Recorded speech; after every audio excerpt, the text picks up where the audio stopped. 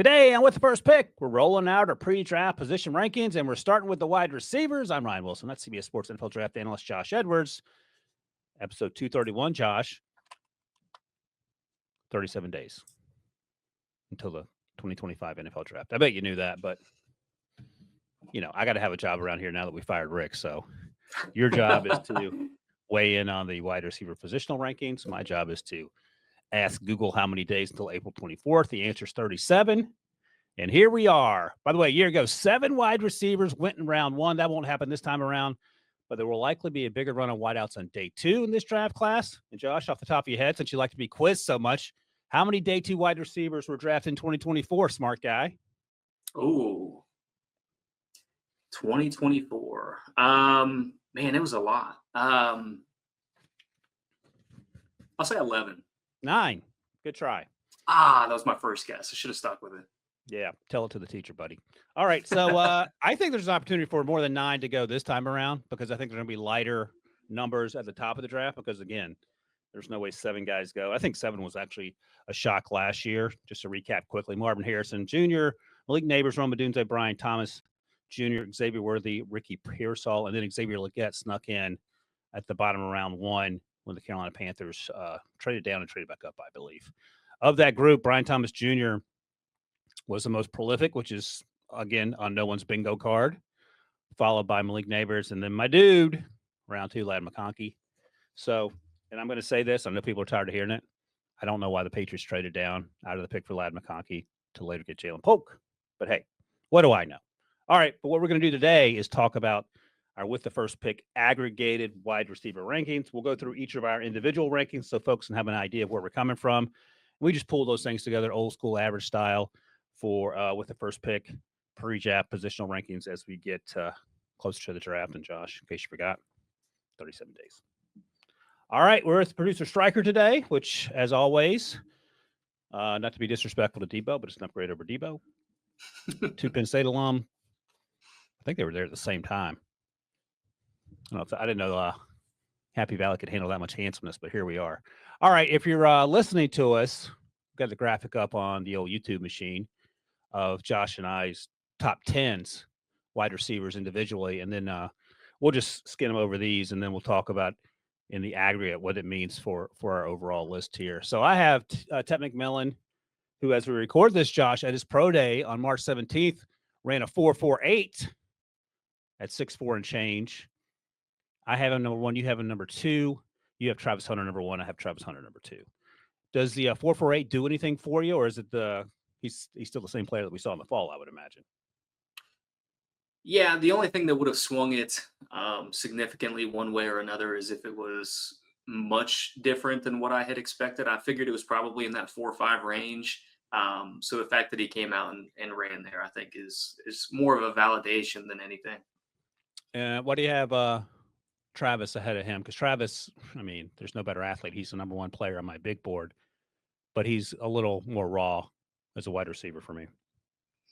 I think it's the potential. The fact that he does play 2 ways. One thing about him that I think he can improve upon is just the route running detail. Sometimes he gets a little bit loose with it. I think if he were to focus on one position, if that position were to be wide receiver, obviously he would have more time to work on that. And then he would have that route running capability to go along with his dynamic capabilities, which I think is among the best in the class. His ball skills are fantastic. He's capable of going down the field, winning contested catches. He's elusive after the catch. So I think when separating those 2 players, I gave the favor to the player that more easily creates dynamic plays. Yeah, fair enough. And I won't read through the list. You can go check it out on YouTube if you're dying to know, but I'll just highlight some names. We both had Emeka Egbuka at number 5 on our list. Jalen Royals, who I don't know if I'm the only person driving the Jalen Royals bus out of Utah State. He was hurt for the second half of the season. He ran sub 4.5, and there were concerns about his speed. He plays plenty fast for me. He made the list on my side, as did Jack Bech. Disrespectful of Josh not to have either of those guys on his list. Josh did have Tory Horton out of Colorado State, who also was banged up towards the end of the season, and he had him at 8. Ty Felton, the Maryland wide receiver, had a huge year at 9, and At 10, Josh had Isaiah Bond, and Isaiah Bond is a top 10 player. I think there's going to be some off-field concerns, but if we're talking solely on the field, he would have been inside my top 10 as well. In case you're wondering, 8, 9, 10 for me. Dante Thornton Jr. out of Tennessee. No one's really talked a lot about him. He blew up the combine, and he's just a go ball threat all day long. Jayden Higgins. Josh has him on his list at 7 out of Iowa State. I had him at 9. Man, guys love him. I just can't. I went back and watched him again. I like him. I just don't love him. So that's okay. We'll figure it out together. And then finally, Tre Harris is on both our lists. Josh has him up higher at 6 out of Ole Miss. I had him at 10. And again, this isn't the end all be all. It's just two people's opinion. And we'll see how it goes. Sometimes teams get it wrong, and obviously sometimes we get it wrong too. But just something to talk about, jumping off point. So that is our that's our individual list. Aggregated list. Number 1, Travis Hunter. So, Josh, we talked a little bit about Travis Hunter here, and I'm fine with that. I'm fine giving Travis Hunter the nod. I don't have any real issue with that for the reasons you And laid I'll out take here. it back. I'll take it back to even last year's draft class, because we were having a similar conversation with Malik Neighbors out of LSU and Marvin Harrison Jr. Junior Harrison was the guy that was probably more in line with the Tet McMillan in this class, whereas everybody knew that Neighbors was incredibly explosive, dynamic. And some teams were looking for that at the position. Obviously, the Giants were. So I think it's a similar conversation to what we had last year, even though I would have had a higher grade on both of those players last year. Yeah, and that's a good point, because at the end of the day, we talk about the quarterbacks, and it certainly extends the skill position as well. Athleticism matters, and Tet 6'4", 219, I think, ran the 4.48 at his pro day, and he is not a separation guy down the field consistently, but he is a catch everything you throw his way guy. I think he runs routes well enough. I'm not concerned about his route running. Some others maybe, and that's okay. I think he's a souped-up version of Drake London. T. Higgins has been another comp, and you can certainly win with those guys. But to your point, if we're comparing Travis Hunter more to Malik Neighbors than Marvin Harrison Jr. in terms of athleticism, I think that makes sense. Malik's a little thicker. And I think Malik ran a sub 4.4 at the LSU Pro Day, if I recall correctly. Travis could do that all day long. By the way, if Travis runs a 4.75, don't care. Still draft him top 5. But I think your point's an interesting one. So let's do this little game here. At the top of the draft, and let's say the quarterback situation is settled for these teams, when in reality it's unsettled. But where does Travis Hunter make the most sense in terms of having the biggest impact? Last year, Malik went to New York and had a huge impact, even though the quarterback situation was in flux. Tennessee, Cleveland. I'll skip New York and I'll say New England, because New York has Malik. So Tennessee at 1, Cleveland at 2, and then New England at 4.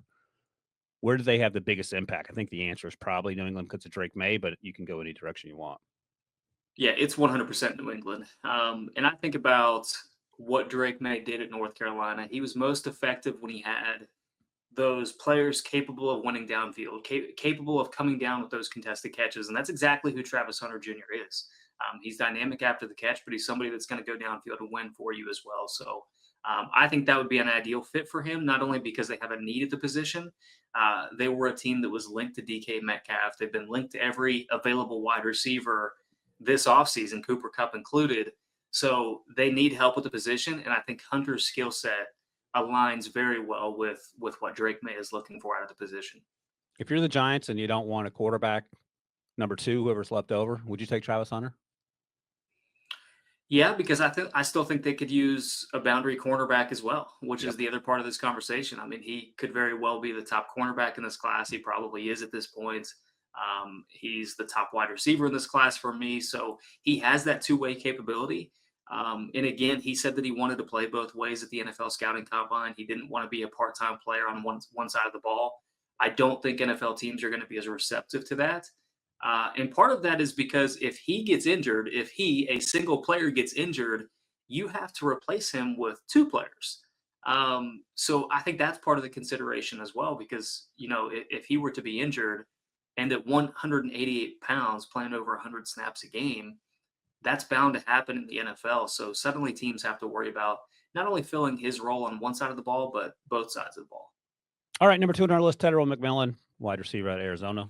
Number 1 in my heart, number 2 with the first pick. Aggregate rankings, no shame in that. So I'm going to go down the list of guys drafted in the first round last year, Josh. You tell me when to stop in terms of where Tet McMillan would fit in. Marvin Harrison went 4th. League Neighbors went 6th. Rome went 9th. Roma Dunze to the Bears. Brian Thomas Jr. went 23rd. And I'd be stopping there. You had Brian Thomas Jr. ranked higher than Ted McMillan 12 months ago? I think it was in a similar ballpark. All right. So next up is Xavier Worthy. Yeah, Okay. for sure. I mean, that's where it kind of falls Okay. off the cliff a little Yeah, bit. that's fair. And I just want to make sure you weren't cheating like we cheat with Bo Nix saying, oh, we would have taken the top 10 last year after the way he played this year. Because Brian Thomas Jr., I mean, he went ham. No, I'll be the first to say. admit I wasn't as high on Bo Nix or Michael Penix last year. I mean, that was a total surprise to me. Obviously, Bo Nix had one of the best quarterback seasons from a rookie that we saw this past season. He was fantastic. I think it was a great situation for him, but I will be the first to admit I was not high on Bo Nix. Wrong. You'd be the second to admit because I tell everyone you missed that Bo Nix line. I wasn't high on Bo Nix either. The Michael Penix Jr. thing, I never understood why both teams and media were down on him. I mean, you want guys to do all the things he did, and he did it, and then there were knocks against him that didn't quite make sense to me. He would be QB1 in this draft class for me. I know Cam is athletic, and although Penix is athletic too, yeah, he'd be QB1 for me. That's fine. We don't have to go down that road. It's funny, man, because we were talking to Liam Cohen at the combine, the new Jaguars coach, and I sort of trotted out an old Petey Priscoism that sometimes we overcomplicate football, and it just seems like to me Brian Thomas Jr. solves a lot of problems. He goes, yeah, he does solve a lot of problems. And I think even though he was considered, quote unquote, a one-trick pony and just ran inside fades all day at LSU, when you get someone with that sort of athleticism and who has tons of room to grow, you can see Brian Thomas Jr. sort of unfold even in a situation that wasn't perfect in Jacksonville. I mean, they moved on from their GM and their head coach, and Trevor Lawrence was banged up. So Ted McMillan isn't the athlete that Brian Thomas Jr. is, but as I mentioned, I don't think that precludes him from going to somewhere and having a huge season. Like, for example, if he went to New England at 4, maybe a little rich, Las Vegas at 6, maybe a little rich, but you could convince me that someone like Geno Smith would get his money's worth. And in fact, might even be a better relationship on the field than he had with DK Metcalf. At times they seem to be in different area codes in terms of the playbook. Yeah, I agree with that. I think the Raiders make a lot of sense because they have Jacoby Myers and essentially a couple of other guys that have had good games, but not consistently. Well, so in Stryker's defense, talking about Tyler Warren, they do have Brock Bowers in terms of the tight end loves. He's the best player. Yes. Yep. Which changes the equation a little bit as well. And for that reason, I think that's why a lot of people associate Ashton Genty with them at number 6 overall as well. But I thought it was interesting after McMillan's pro day yesterday. Cam Jordan tweeted out that the idea of putting him in the Saints wide receiver room with Rashid Shaheed and Chris Olave would be pretty tempting. So I thought that was interesting that a veteran player came out and said that they need a wide receiver. I could see that being a possible union at number 9 overall. I just think McMillan, it's similar to Drake London when he was coming out. We wanted to know what he was going to run in the 40-yard dash. Drake ultimately decided not to do it. Yeah, right, he didn't. Yeah. He decided not to do it. So it was good to put a number to McMillan. But I think both players, despite their size, have shown an ability to work the short to intermediate part of the field as well. Better route runners than you would expect for players of their size. One thing that I think McMillan does incredibly well is just the way that he uses his body. Yep. It's almost like a basketball player, a power forward, boxing out in the paint, creating separation in that way, because I didn't necessarily see the vertical speed to create separation consistently from McMillan, but just the way that he uses his body, I think, is what separates him from some of the other wide receivers in this class. Yes. How often does someone who's 6'4" consistently separate who's not named Randy Moss is the other thing. Marvin Harrison Jr. I always laugh at this. I told you I was at the Syracuse Pro Day yesterday with my Kyle McCord pom-poms, or as Stryker calls him, Kyler McCord, because of the sheer athleticism. But he was a 5-star coming out of New Jersey or Pennsylvania, whatever high school he was at, and Marvin was a 3-star. So, I mean, I get it. But Drake London, same thing. Drake London's game wasn't creating separation. It was making contested catches. And T. Higgins, same thing. And T. Higgins, and that's one of the lessons I learned from that draft class. I ding T. Higgins for being, quote unquote, slow. T. Higgins is a first-round pick. We just overthink this thing sometimes. So I'm not worried about Tetairoa McMillan not creating Malik Neighbors like separation, because that's not his game. Yeah, I agree. Oh, that's all I wanted, just for you to agree. All right, we got 2 guys down. We're going to take a quick break, come back, see who our number 3 is. Is it a player that had was a victim of suspect quarterback play because of injury? Maybe. We'll talk about that right after this break.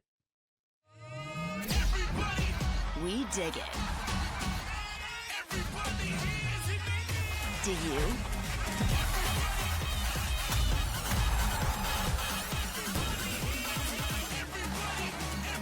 The Pro Volleyball Federation on CBS Sports Network. All right. That's what they call in the business, Josh, a tease. I'm talking about Luther Burden III, of course. And I'm not trying to come down on Brady Cook. Brady Cook's a tough dude, and he played hurt basically the entire season last year. But if you go back and watch 2023, Luther Burden and Brady Cook are completely different players. And I think you have to take that with a grain of salt, because when you hear some folks talking about it on social media or in the media in general, they're like, well, Luther didn't put up great numbers. I said, yeah, he had basically me and Josh playing quarterback for much of the year because Brady Cook is so banged up. But if you go back and watch 2023, he's a different player. And he actually came in at 6 feet at the combine, 206, which is bigger than I thought. And then he ran a 4.41, and he's only just turned 21. Like, why are we overthinking this thing? And I asked that rhetorically with the understanding that you're probably going to ding him. Let's see what you have to say about my guy, Luther. No, I agree with you. I think the quarterback Easy. play was not to the level that we had seen in 2023. And when you're a player that really thrives and relies upon touches being manufactured for you in space, that's important. You know, Luther Burden, 6 foot, 206 pounds, incredibly thick lower body, which allows him to run through arm tackles, build speed quickly, great top end speed, somebody that is just dynamic after the catch. He is a slot dominant wide receiver. I think he aligned out of the slot 82.6% of the time, which kind of, again, leans into the idea of let's get him the ball in space, allow him to make people miss, and turn, a single into a double, or, a double into a home run kind of deal.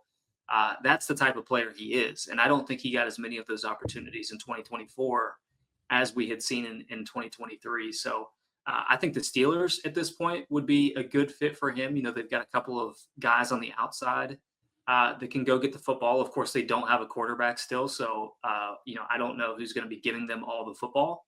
The Patriots, the Jaguars, a couple of other teams that could be in the mix for a player of his caliber. He's definitely going to have a market, even though 2024 was not what we had seen the year prior.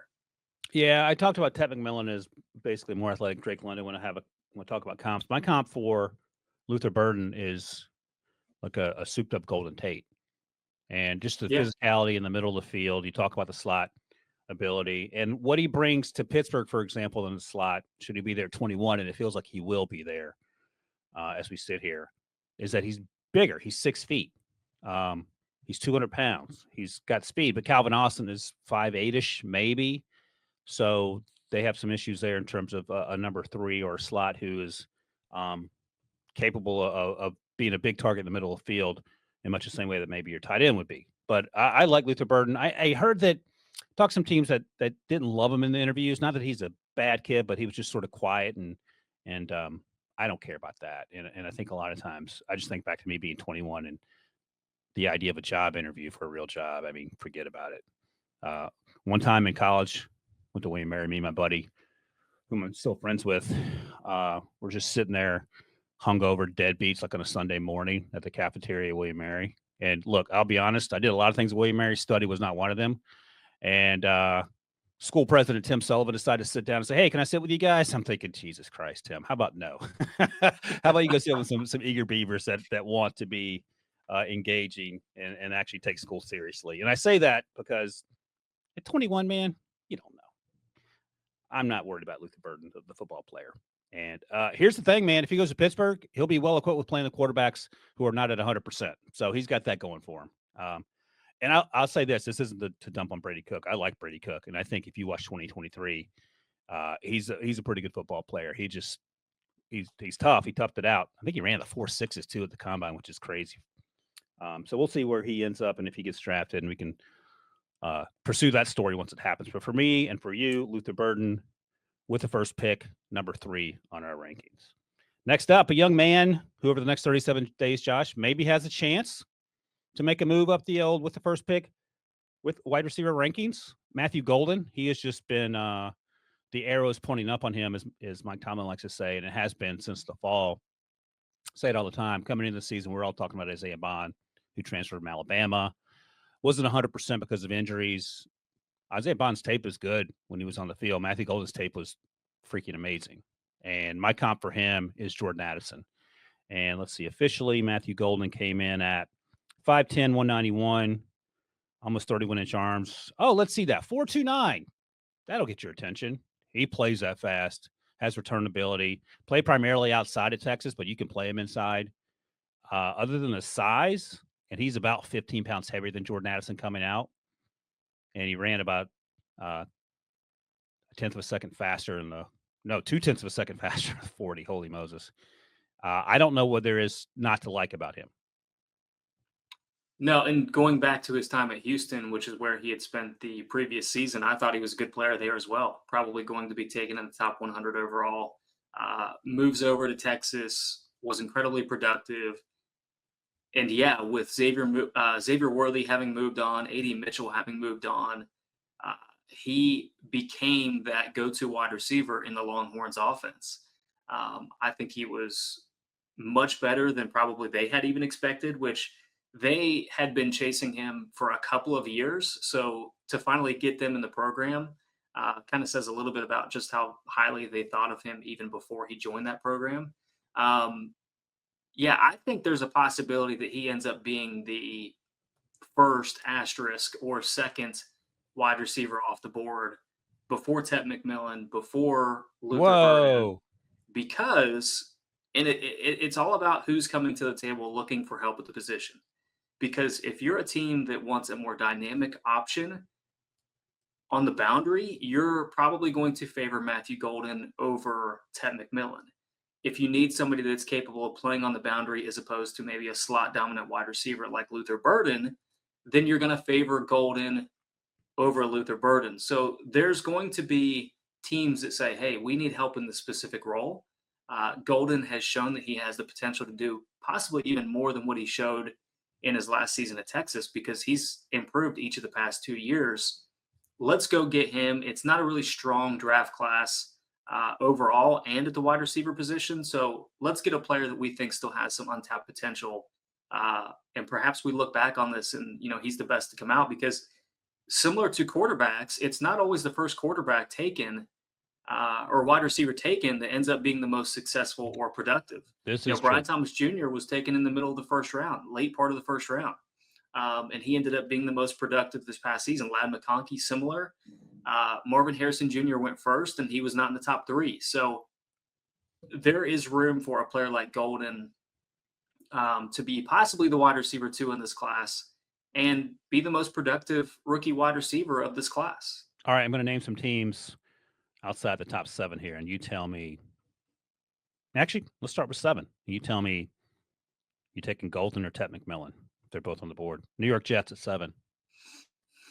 Yeah, because you have Garrett Wilson, I think to give them a little bit size, I would probably favor Tet McMillan in that situation. All right, Carolina Panthers at 8. Carolina, because let's see, again, I would probably go Tet McMillan because they have Leggett, who's a little bigger, and they have Thielen coming back. Yep. Yeah, but I think Leggett gives them a little bit more dynamic ability, whereas McMillan is kind of a sure-handed, consistent player that they would have when Thielen moved on. New Orleans Saints at 9. That's a fun one. That's kind of where I thought his range, Golden specifically, where his range started, to pair him there with Chris Olave. Both players have inside-outside capabilities. I still think McMillan is probably a better complementary skill set. So to this point in the top 10, just based on what teams are looking for, McMillan is probably the guy, but I could also see those teams going in different directions. All right, a lot of T-Mac here, even though you're pumping up our guy, Robert Golden. All right, a couple more here. San Francisco 49ers at 11. They're trading all their wide receivers. Yeah, in that situation, I think they have a little bit more size at the position. So Matthew Golden, I think, would probably be the preference. I think so. And the Dallas Cowboys. I went Dallas Cowboys at 12. Matthew Golden, keep him there I in the like that. state. Yeah, You've got CeeDee Lamb. exactly. You have CD. You have Jake Ferguson. You have the Michigan tight end whose name I can never remember, who they drafted in the 4th round a couple years ago. What's his name? Schoonmaker. Schoonmaker. I want to call him Pendergrass for some reason. Luke Schoonmaker. Luke Schoonmaker. That is a Big Ten tight end name, so that's It really totally is understandable. Schoonmaker. Yeah, so I think Robert Golden and CeeDee Lamb, that would actually be fun. And then you trade back up into the first round and get Ashton Genty, and now you're destined to lose in the first round of the playoffs yet again if you're the Dallas Cowboys. All right, next up, Emeka Egbuka. Emeka Egbuka feels like a guy who just we perennially sleep on. He's a fantastic football player. He tested through the roof, which is no surprise because he plays certainly fast enough. I think the issue for Emeka is that when he's listed, I wish my computer would be slower, 6 feet 202. So he's literally the same size as Luther Burden on the scale. He feels like he's a much bigger player to me. He ran a 4.5, plenty fast. He's a little older at 22. Don't care about that. Play primarily in the slot, but he can also play outside. He will absolutely block his ass off. I love him anywhere between pick 15 and pick 32.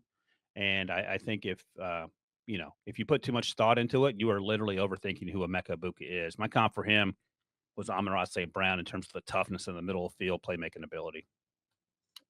I think we're in the similar neighborhood with comparisons. I went with a former teammate, Jackson Smith-Njigba. And you mentioned Burden not being the most talkative or maybe having the most bubbly personality either. Emeka Egbuka and Jackson Smith-Njigba, both of which were pretty quiet demeanors, pleasant to be around, good personalities. But I don't think that either one of those is going to be this, boisterous voice in the locker room type of player either. But what they are is incredibly consistent.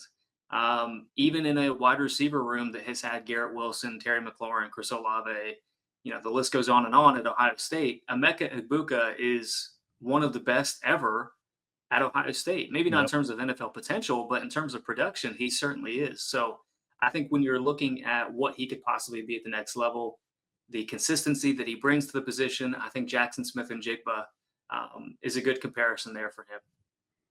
All right, next up, two guys tied for 6. Tre Harris. We'll start with him, and then we'll unveil our other tied for 6 winner in a moment. Out of Ole Miss, just get his numbers here: 6'2", 205, ran a 4.54. All that checks out. That feels about how he played. Really good. Played mostly outside. Really good target, obviously, for what we saw from Jackson Dart. Unfairly, the LSU game always comes to mind when he won in the middle of the field early in that game, wide ass open, and the ball went right through his hands. That's not him, but that's just one of the plays that sticks out. I'm like, man, go ball, one at the line of scrimmage, and then it didn't happen. But I'll let you talk him up because my comp for him was Juju Smith-Schuster early on, not currently possession player Juju Smith-Schuster. The difference is Tre can play outside a little more often than Juju did at Pittsburgh and certainly later in his career now with the Chiefs. Yeah, he had some very big games this season. I think when you're talking about this tier of wide receiver, once we get past that initial group, Tre Harris is among the ones that have the biggest X capability because he can win on the outside. He's explosive after the catch. He can break down defenders in space, make them miss, turn those doubles into home runs, that kind of a deal.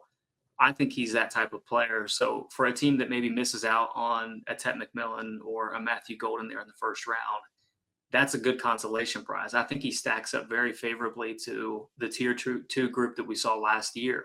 I probably would have taken him over some of those guys like Jalen Polk and, Javon Baker that were taken on day 2. So I think Tre Harris, just with his combination of size, his potential in the X, I think he has probably more potential than a lot of these guys that we're going to be talking about in this range in terms of being the guy for a team at the next level. And he missed much of the second half of the season with a groin injury. He hurt that groin during the LSU game. And in 7 games from the start of the season till week 7, he had over 1,000 yards.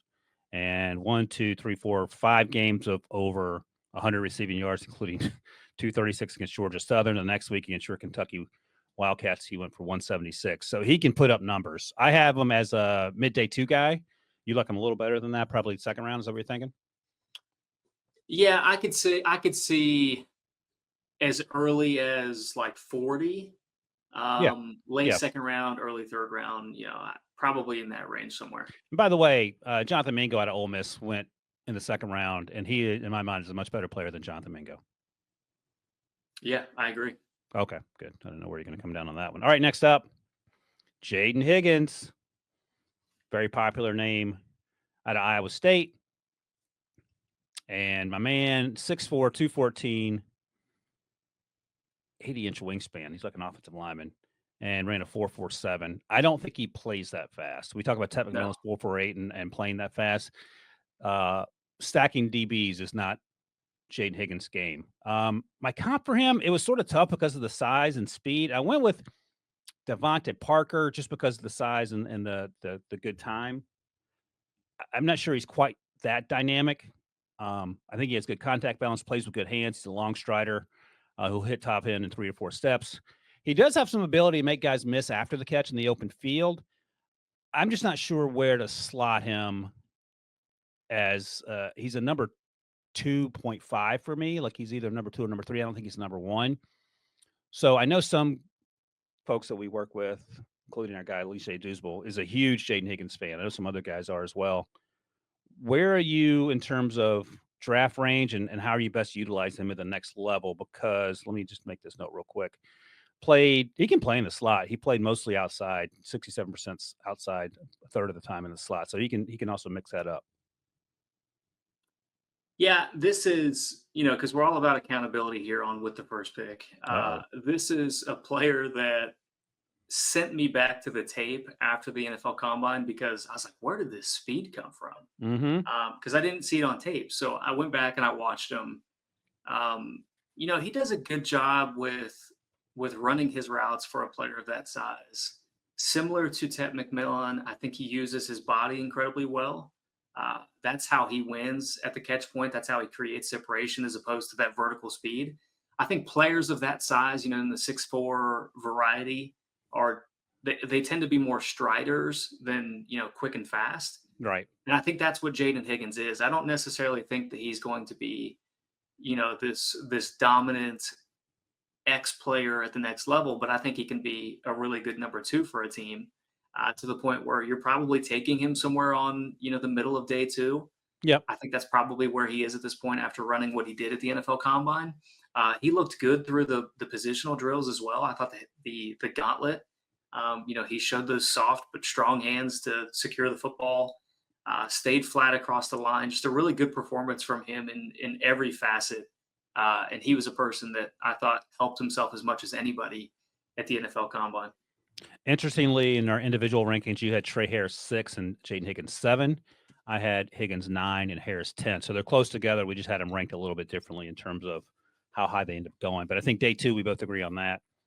And like you, I had to go back and watch a little more of them because of the combine performance, and people just kept talking about him. And I like him. I just didn't. I'm not in love with him like some other people are. But again, what do we know?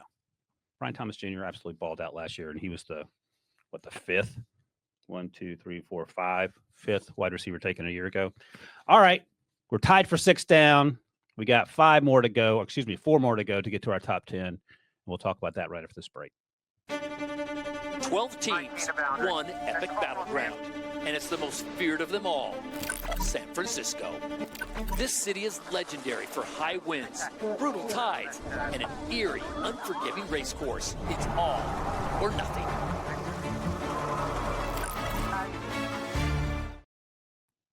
All right, down the home stretch here.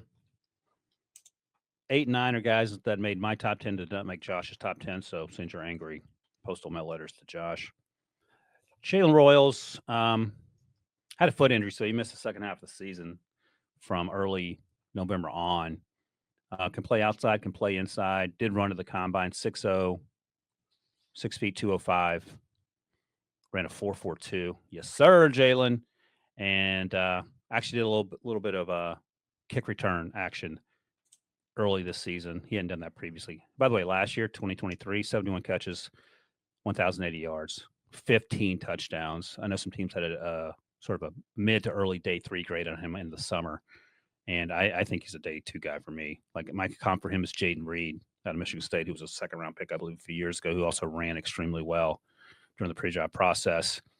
Slippery in space, looks a part of a slot receiver who can yak it up afterwards. I just think he has good ball skills. I love his ability to run through arm tackles, has good contact balance. If you look at this graphic here, if you're listening, most receiving yards per game in FBS last season, Jalen Royals was third behind Josh's guy, Tre Harris, our guy, Harold Fannin Jr., the tight end out of Bowling Green, which is crazy. And then Jalen Royals averaged 119.1 per game. Have you watched Jalen yet, Josh? Yeah, I'm a fan. He was just outside the top 10 of this group for me, but I think what you said there in the beginning with his ability to create after the catch is what makes him most appealing. And then to go out and validate that with a 4.42 in the 40-yard dash at the NFL Combine was great to see. At times, I think he allows himself to be squeezed to the boundary. Yep. I also think that I want to see more of a complete route tree from him before I'm comfortable in making that projection to the next level. The injuries play a role in that as well.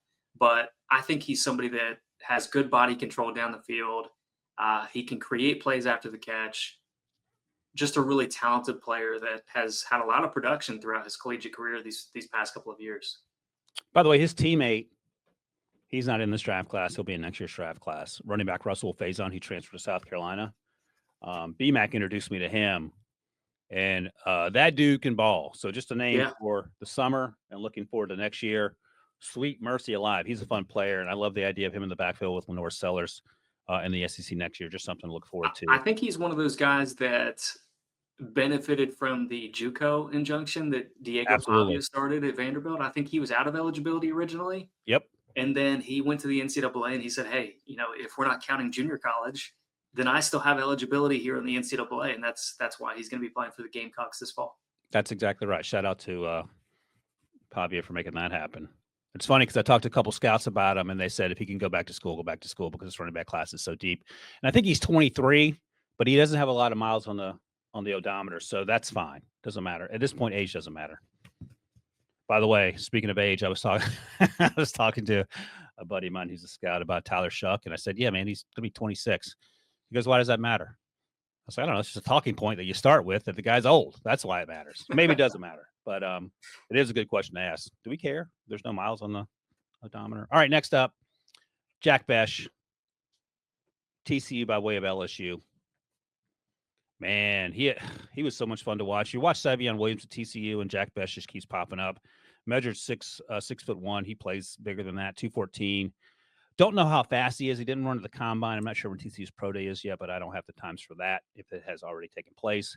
But his thing isn't stacking guys. His thing is being a precise route runner and winning at all 3 levels, whether it's contested catches or just running shallows or running deep overs. He's going to get leverage that way, and he's going to make contested catches, and then he's going to run through arm tackles.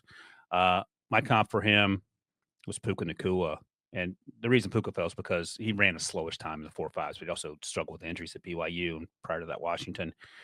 By the way, Jack had 96 targets last season, 1 drop. Yak machine.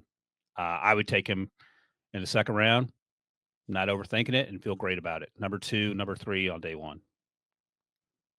I described him as more possession than dynamic because, again, I don't know what his long speed is. What he showed at the Senior Bowl that he does really well is he does a good job of pushing the defender before making his cuts, which is how he creates separation. It's kind of crazy. You see him reach the stem, and then next thing you know, he's got 2 yards of separation because the defender that he had just pressed is trying to recover. So that is what he does really well. I just think he's going to be, a stable third wide receiver option for a team, somebody that's going to be known for his consistency. He measured 6'1", a little over 6'1", 214.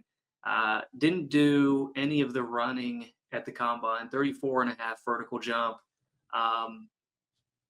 Good hands. I just think he's going to be a really consistent number 3 for a team at the next level. I'm not sure that I see the ceiling above that, but I do know that I'm probably going to be lower on him than the consensus, and that's fine. Yep, you got to own that. And I will, not only me, but Stryker will also hold you to it. All right, 2 more to go here. Your guy and my guy. Let's start with your guy. Tied for 10th, Tory Horton, Colorado State. He also suffered a season-ending injury a couple weeks before Jalen Royals did. He had a knee injury. So I believe he ran. I have a number on him. I believe he ran at the combine. So that knee injury must be okay. It must not have been an ACL. I'm not sure the details of it. But either way, measured 6'2 and a half, 196. Man, these guys are so big. And ran a 4.41. I liked him over the summer. Lost track of him after he got hurt.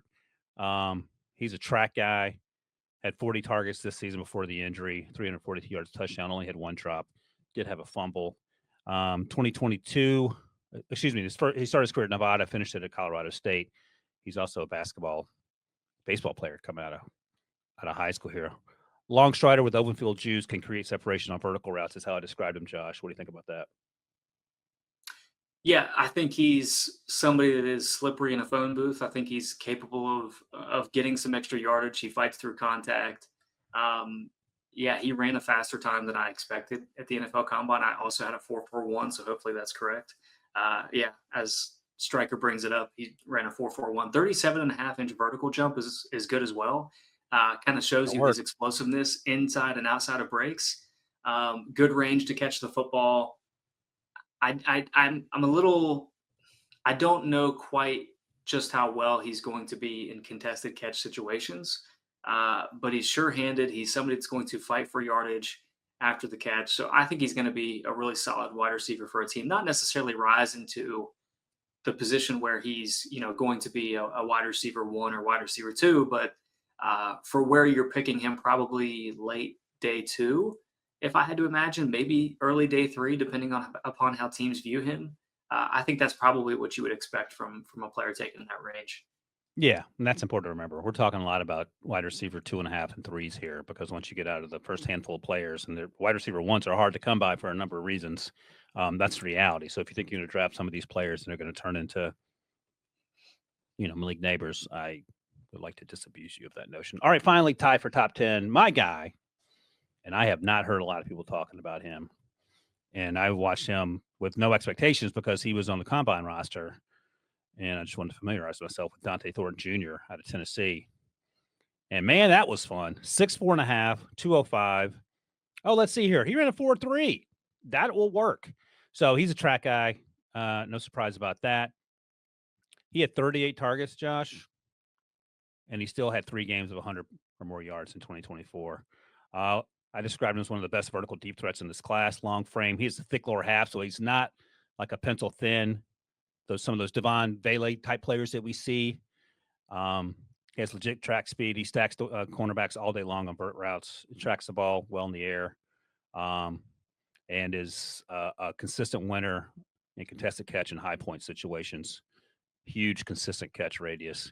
So I was not surprised, but I pleasantly surprised perhaps that not more folks were talking about him. I know some teams like him on day 3. I would take him in the 3rd round just as a home run threat, sort of a poor man's Brian Thomas Jr., just because he's not quite as polished as Brian Thomas Jr. is coming out, but I think he has that ability to grow. He's 22, so he's not that old. And my comp for him was my guy back in the day, Martavis Bryant, who was a 4th round pick, but only because of off-field issues. And he was special on day 1 for the Steelers back in the day, but he was a number 3 for them when he came out those first few years. Have you had an opportunity to see Dante Thornton Jr.? Yeah, I have. I see him more as a day 3 type of player. I think he just looks a little bit loose transitioning through planes. I also have concerns about being almost 6'5", running a 4.3 40-yard dash and having as little production as he has had. Not only in 2024, but over the course of his career. I think he's had 26, 39, and like 70 receptions over the course of his career in 4 years. So at 2 different schools. So that's a little bit of a concern to me when you have the traits and the measurables that he does, and the production just isn't there. That's always been something that has kind of been a red flag for me. Yeah, sounds like you're describing Tyler Shuck, but whatever. Also at Oregon. That's where Dante Thornton Jr. started at Oregon. Then he transferred to Tennessee. And that's a fair point. And that's what our buddy Rick Spielman used to always say about Jalen Hyatt, who had a huge year his final year when Seth Tillman got hurt. And 1 year productivity was the mantra that Rick kept yelling about. And it proved to be right in Jalen Hyatt's case. Dante's bigger, stronger, faster than Jalen Hyatt. I think he's he does some of the same things, just running downfield, outrunning everyone. But I take your point, but I love the idea of just a guy who stretches the field. And if you want to take him, Luke McCaffrey went at the bottom of the third round last year. I feel like Dante Thornton, while a completely different player, gives you a little more juice down the field than Luke McCaffrey, but it certainly depends on the system and what you're looking for. And to your point, Luke McCaffrey had a lot more production than Dante Thornton Jr. did. But that's okay. We can agree to disagree. It won't be the first time, Josh. All right, let's recap with the first pick, top 10. Striker crushing it with the graphics. If you're listening to this, I encourage you to go to YouTube just to see this graphic. Number 1, Travis Hunter. Number 2, Tet McMillan. Number 3, Luther Burden III. Number 4, Matthew Golden. 5, Emeka Egbuka. Tied for 6, Tre Harris and Jayden Higgins. At number 8, Jalen Royals. And number 9, Jack Bech. And tied for 10th, Tory Horton, Dante Thornton Jr., and a couple of names that just missed the cut. These guys were on Josh's list. Ty Felton out of Maryland. And you saw him at the top of the show on the graphic for our individual rankings. And then Isaiah Bond out of Texas. Isaiah Bond, as I mentioned, there might be some off-field stuff that keeps him out of the first 2 days. We'll see. Maybe not. But in terms of Ty Felton, he's a guy that didn't come out of nowhere, but he wasn't on my radar over the summer. Then he just kept putting up insane numbers at Maryland. And then he went to the Senior Bowl. What do you like about Ty Felton? Well, he ran a 4.37 in the 40-yard dash at the combine, which is a good start. I think he has good body control. By the way, just so we're. Yeah, I think he has good body control. He's a pretty fluid route runner. Again, good production. 48 receptions, 723 yards, and 6 touchdowns for a passing attack that I think was solid, not great this year. I think their quarterback was Billy Bowman. I think he's transferred and moved on at this point, but. Good player, fights through contact. He has inside-outside versatility. He lined up in the slot, I think, a quarter of the time, so you get a little bit of flexibility there.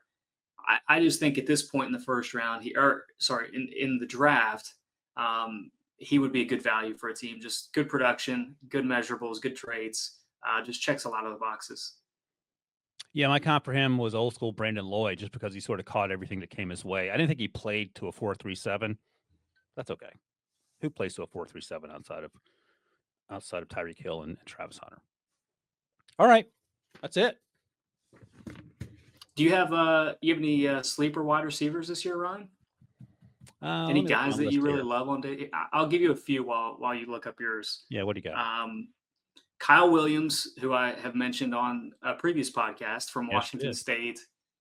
Elijah Badger from Florida. I like quite a bit. I think he gives you a little bit of that inside-outside versatility as well. And Rock Taylor from Memphis, just good size, tested well at the combine. So I think he's a player that potentially has some untapped potential as well. So I have mid-day 3 grades on Badger, and Taylor. And who was the other guy that you mentioned? Oh, right, Kyle Williams. Yeah. I have him a little higher on day 3. I know some people are high on Kyle Williams. I like him. Yeah. He just didn't blow my hair back to the degree as some of you other guys. I think he was kind of misused a little bit. I think he's got more to show at the next level. I absolutely love Isaac TeSlaa at Arkansas. Like he talking about a guy with not a lot of productivity, but you watch him play, you're like, all right, and he's big and he ran well. I actually have him ranked a little just ahead of Ty Felton. Different player, of course. Xavier Restrepo, I love just for what he's able to do. Chamir DK out of Florida ran really well. This is a day 3 target, and just in terms of guys who can patrol the intermediate level of the field. I got to move Jackson Meeks down. I have him as a midday 3 guy now, but he ran a 4.65 at the pro day yesterday at Syracuse, so that's going to obviously hurt him and might hurt him to a degree where he goes undrafted. But those are and I'll finally mention my guy Efton Chisholm III out of Eastern Washington. Oh yeah, has the Cooper Cup neck beard, and he had a really good Shrine Bowl. Didn't get a combine invite. He may not get drafted, but he's an absolutely fun player. Trying to see if there's anyone else. Yeah, that's it. Those are some guys. All right, good for bringing that up. All right, that's it, Josh. That's wrapping episode 231. Wide receiver rankings for with the first pick in the book. We'll be back later in the week to talk tight ends and running backs, offensive line. Got to get to quarterbacks at some point. Remember, you can check out With the First Pick wherever you get your podcast. We'll see you guys later this week.